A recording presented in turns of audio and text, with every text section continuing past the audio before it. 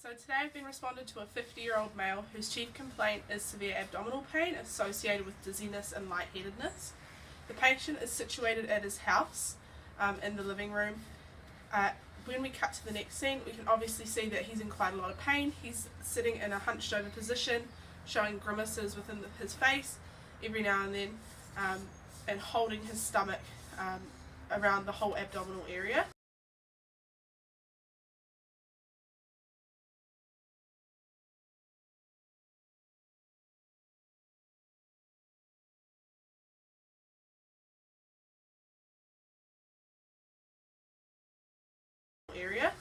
So definitely there's something going on gastrointestinally that we are going to try and sort out. We did take vitals for this patient. So his blood pressure was 130/70, his temperature was 37 degrees, SpO2 was 99%, and his heart rate was 80. So all normal for the patient. His wife did say that he had had spicy food the night before for dinner. So this could play a role because apparently last time he had spicy food he did have the same kind of pain, just not as bad. Stop. Hello sir, what's your name? I'm Jessie, I'm from the ambulance. What's going on today? Kevin, I got a sore tummy. You got a sore tummy? Yeah. Yeah? Are you feeling lightheaded or dizzy at all? Yes. Yeah? Yeah? When was the last time you went to the toilet? Tonight before I went to bed. Yeah, before you went to bed. So last night? Yeah? Yes. Yeah, yeah. Was it normal or was it softer, harder than normal? Softer. Softer? Yeah? What did you eat last night? Curry.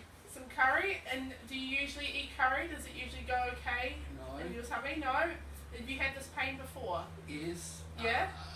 How long ago? Last time I had curry. Last time you had curry? Okay. And is it okay if I just touch your tummy? I'm going to press on your tummy to see if it's sore anywhere. Yeah? Yeah? Okay. Just going to press quite hard. Is it sore anywhere? Around there? Yeah. Oh, yes. Yeah? Ow, yes. Yeah? Okay, so we can clearly see he's in pain on palpation and he's grimacing as well. So there's clearly pain in his abdomen and his abdominal area, around his gastrointestinal area. So because you're lightheaded and dizzy, I'm going to do a little neurological examination as well. So this is just ruling out any stroke symptoms or anything like that to make sure the patient hasn't had a stroke. So I'm going to get you to give me your arms. You're going to squeeze my hands as tight as you can. Good. You're going to lift your arms up, close your eyes, and hold your arms there. Good. Give me a smile, as big as you can. Good. And can you just touch your, so I'm going to put my finger like this, you're going to touch your nose and then touch my finger. So nose to finger. So finger, finger, finger. Good. And you don't have any blue vision or anything, you're okay? You can see normally? Yes. Yeah? No worries, it's perfect. So all the patient's vitals look normal for him. So there are many medical problems that can be associated with the abdominal cavity, with dealing with a patient who may be suffering from abdominal pain. This is due to the large varying organs within the abdominal cavity.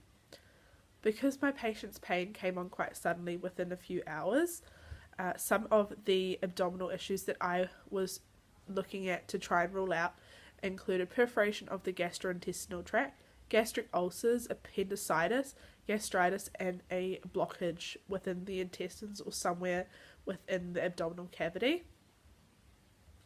After completing a brief history from the patient, I was able to rule out the more serious ones such as gastric ulcers, the perforation of the gastrointestinal tract, and the blockage within the intestines or the abdominal area.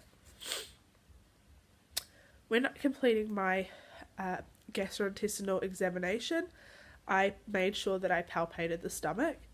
So by palpating the stomach, you're able to feel for any softness, hardness, rigidity. You can also look for vascular changes, feel for vascular changes, look for discoloration, feel for scars, look for scars if there's any areas that may be a little bit more harder or rigid to touch, more tender to touch than other areas, and this can all indicate different problems that may be happening within the abdominal cavity for the patient. You can also auscultate and percuss the stomach or the abdomen. So by auscultating the abdomen, you're able to hear for any different gut changes, listen for different gut noises. If some areas there is bubbling or gurgling within the abdominal cavity, in some areas of the abdominal cavity, in some quadrants it might be quite silent. So this can also indicate different problems that may be arising for this patient. I also completed a neurological examination because the patient was dealing with lightheadedness and dizziness, which he was complaining of. These are all signs and symptoms that can be associated with stroke, which we wanted to rule out. So after completing my neurological examination, I was able to rule out stroke. He had no blurry vision, slurred speech, there was quick response to questions that I was asking, and there was no facial droop as well.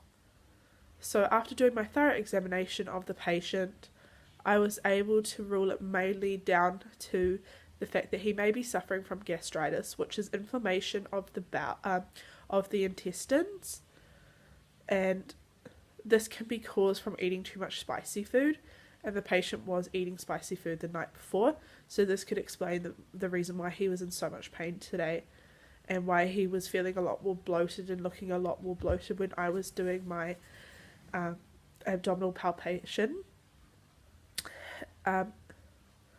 So the dizziness and lightheadedness are secondary symptoms that happen from pain. So because this patient was in such bad pain, this may be why he was feeling so lightheaded and dizzy, as it's a secondary symptom that can come alongside someone who may be suffering from pain as their main complaint within their issue. And this also may be the reason why he has been vomiting as well.